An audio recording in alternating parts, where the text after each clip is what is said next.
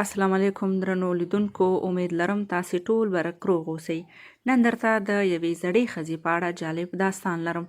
تمه ده ویډیو را سره تر پایه وګورئ.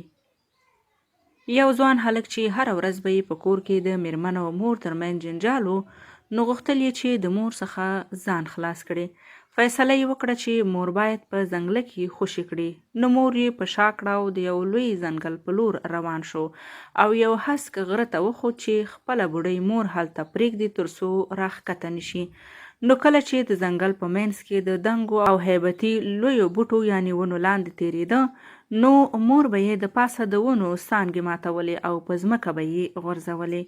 هلک خپله مور په غره کې پرېښود او یوازې را روان شو، لیکن لاره ډېره هیبتناکه وه. هلک فکر وکړ چې که خدای مه کړه لاره مې غلطه کړه، نو هسې نه په بل لورې لاړ شم او حیوانات مې وخوري. په دې سوچونو کې و چې مورکۍ یې پرې آواز وکړ چې زوی جانه، ګوره چې لاره درنه غلطه نشي.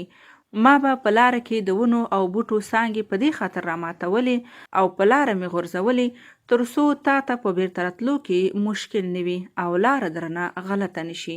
اوس په همدې نښو نښانو بیرته ولاړ شه.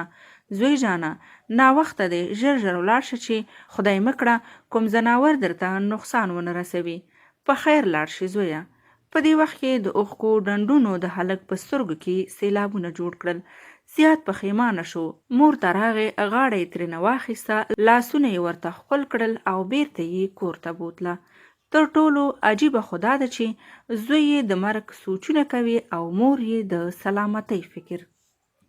نو درنو لیدونکو، مور د مینه ناک زړه څښتن ده. هر وخت یې قدر او عزت کوي، ځکه چې دغه نعمت په عمر کې انسان ته یو ځل ورکول کیږي.